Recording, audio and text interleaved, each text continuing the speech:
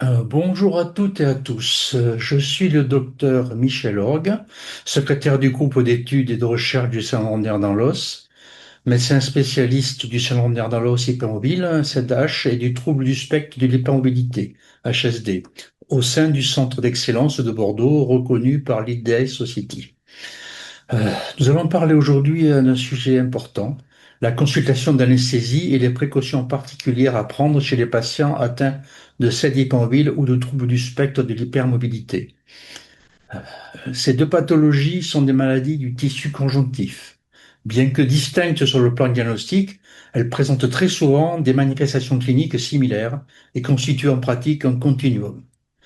Le tissu conjonctif étant présent dans l'ensemble de l'organisme, son atteinte peut concerner de nombreux organes et systèmes.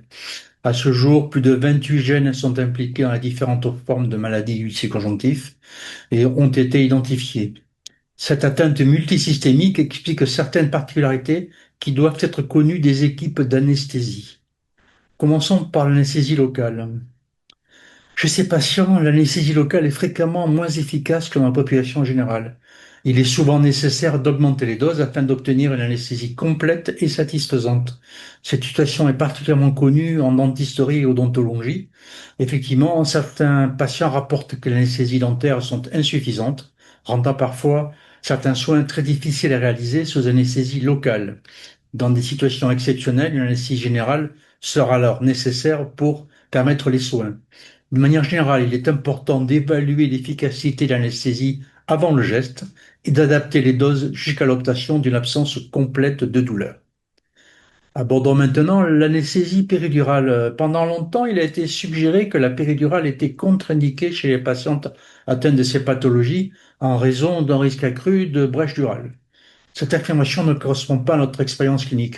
En pratique, ce risque apparaît faible et les complications de ce type sont exceptionnelles parmi les patientes que nous avons suivies. Par ailleurs, l'utilisation d'aiguilles fines et non tranchantes, ainsi que la réalisation de la technique du blood patch lorsqu'une brèche survient, permet de réduire considérablement les conséquences de cette complication. Comme pour l'anesthésie locale, l'efficacité péridurale peut être parfois incomplète. Certaines patientes décrivent une analgésie insuffisante ou asymétrique avec des hémianesthésies.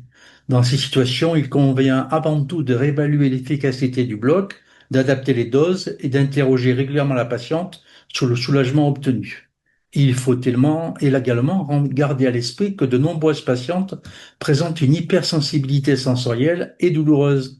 Les douleurs persistent lors d'une intervention ou d'un accouchement peuvent donc ainsi être particulièrement intenses si l'analgésie est insuffisante. Enfin, quelques mots sur l'anesthésie générale, hein. Là encore, une résistance relative à certains agents anesthésiques est fréquemment rapportée. Il peut être nécessaire d'utiliser des doses plus importantes pour obtenir et pour maintenir une anesthésie satisfaisante. Dans certains cas, nous observons une durée d'action raccourcie de certains produits anesthésiques avec des réveils péropératoires plus précoces, nécessitant une réadministration des agents anesthésiques. À l'inverse, et de façon paradoxale, des réveils retardés peuvent également être observés, et ceci explique probablement les doses plus élevées administrées pour obtenir une anesthésie efficace. En conclusion, les patients atteints de ces syndromes dans l'hypermobile et des troubles du spectre de l'hypermobilité présentent certaines particularités anesthésiques et qu'il est important de connaître. Ces particularités ne constituent pas une contre-indication à l'anesthésie locale, péridurale ou générale. Elle nécessite avant tout une adaptation des pratiques, une écoute attentive du patient et une évaluation régulière de l'efficacité des techniques utilisées. Une bonne connaissance de ces spécificités permet d'améliorer significativement la sécurité et le confort des patients lors des interventions médicales ou chirurgicales. Je vous remercie de votre attention.